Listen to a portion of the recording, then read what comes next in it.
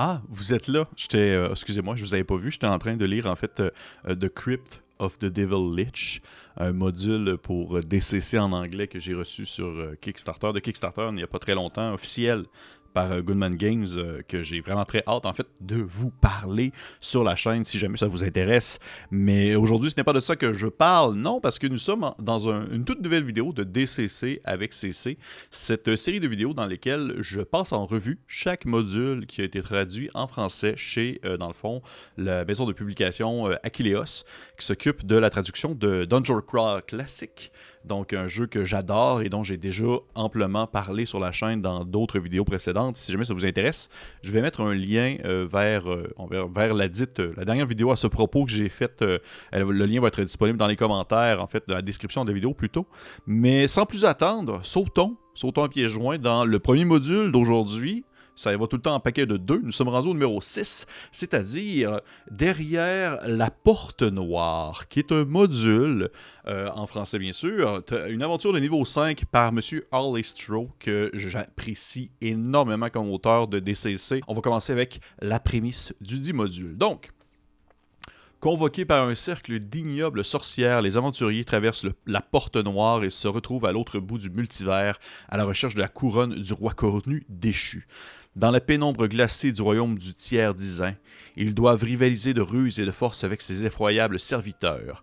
La citadelle du roi domine un paysage de bois enténébré et de cavernes elfiques glacées dans un monde magique. Oserez-vous vous emparer du trône d'ossement du maître de la chasse sauvage ? Quelle que soit votre réponse, le pays qui s'étend derrière la porte noire vous offrira un défi redoutable à même de terrasser jusqu'au plus robuste des aventuriers. Ça place la table, comme on dit. C'est un module en fait, que je connaissais pas du tout jusqu'à tout récemment. Je pense que c'est dans les derniers que j'ai pu faire jouer. Et j'adore pourtant Harley Stroh. C'est vraiment un auteur que j'apprécie beaucoup, qui a fait de nombreux modules marquants pour DCC, dont, a priori, je me disais que ça devait me plaire. Côté thématique, on est vraiment... Derrière la porte noire apporte vraiment un feel très classique Annex N.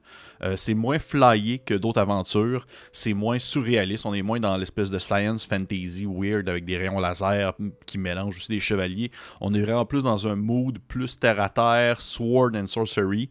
Est-ce que c'est mal? Pas du tout. Certaines personnes préfèrent, on va dire, le DCC un brin plus funky. Pour ma part, j'aime les deux. Je ne fais pas de shaming en ce sens. J'apprécie tous les types de DCC. Donc, pour moi, c'était pas un bloquant, en quelque sorte. C'est aussi une aventure qui a un bon fond d'histoire et de mise en contexte qu'on retrouve peut-être moins dans certains autres modules de DCC. Il y a vraiment une implantation du côté...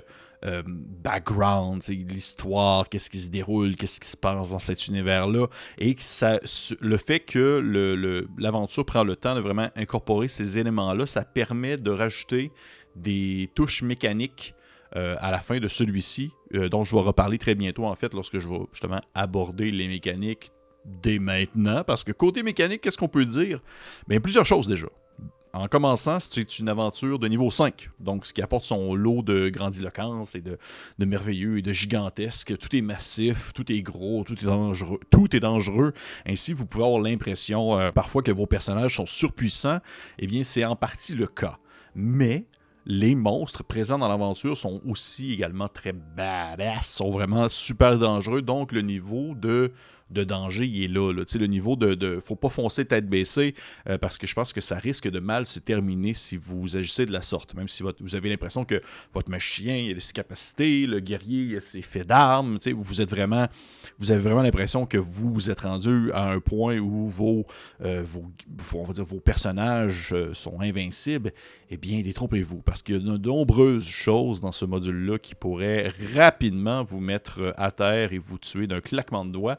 Donc, faites preuve de ruse, faites preuve d'ingéniosité, faites preuve de DCC. Deuxième élément mécanique qui est, on va dire, introduit dans ce volume-là, dans ce module-là, c'est qu'à la toute fin de celui-ci, on retrouve en fait les caractéristiques pour avoir le roi cornu, l'espèce d'entité qui est présentée dans le module. Le roi Cornu qui est maintenant disponible comme un patron, si jamais vous voulez l'avoir comme patron pour un personnage. Et ça va également aussi offrir de nouveaux sortilèges, un nouveau sortilège qui est coup fatal, qui est un sort de niveau 2, ainsi que des objets magiques. Et c'est quelque chose que j'apprécie beaucoup lorsqu'ils vont justement implanter, on va dire, des éléments plus mécaniques, mais qui sont conjointement liés à l'histoire qui est présentée derrière la porte noire, par exemple. C'est un bon module, je trouve. En conclusion, je trouve que c'est un très bon module.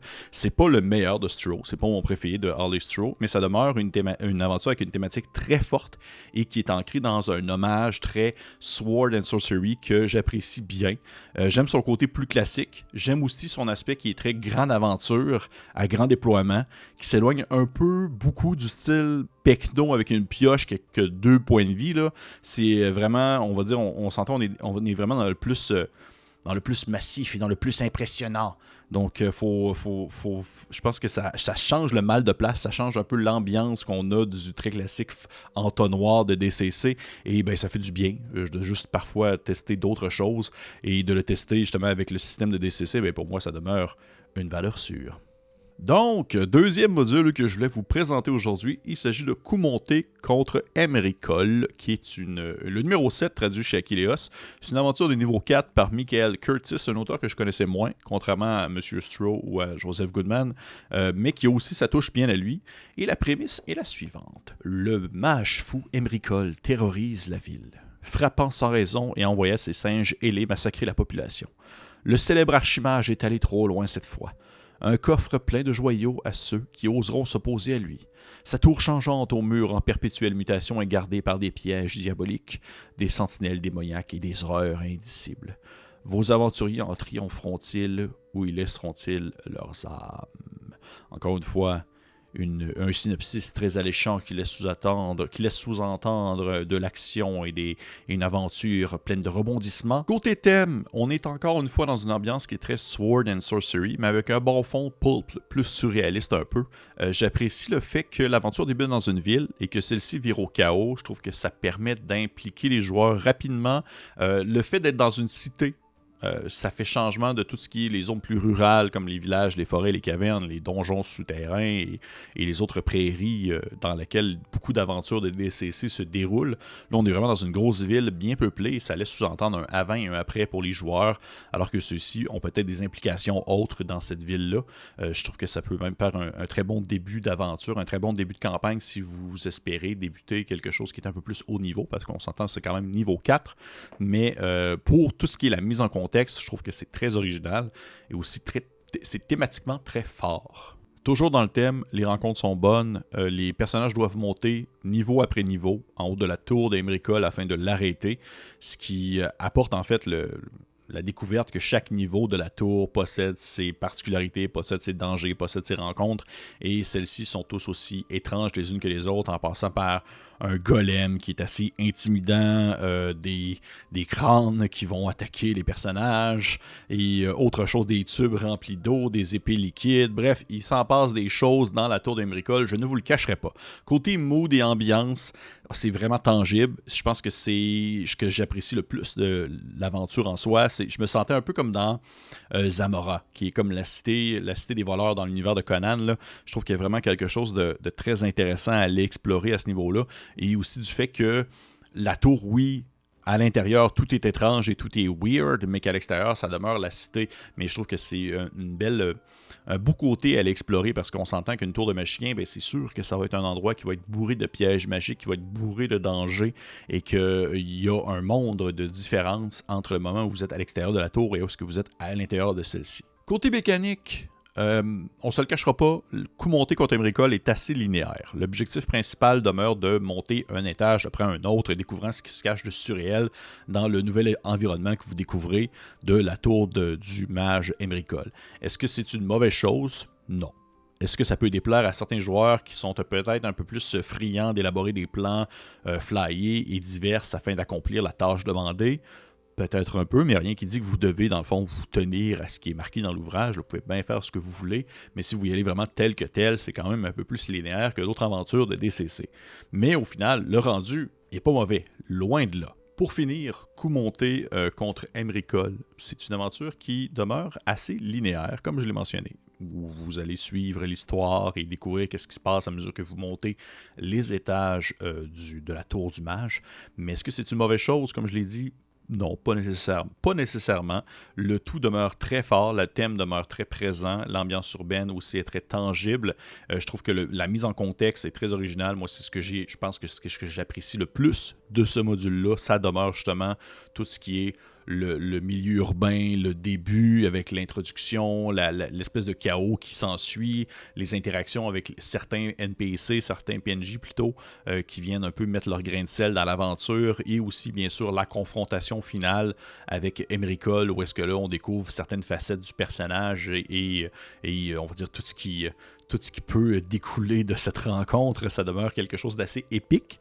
Et fait que pour ça, oui, j'apprécie Coup monté pour Emricol et je la conseille, même si vous êtes peut-être moins friand que des aventures linéaires, je pense que vous pourrez y trouver votre compte tout de même.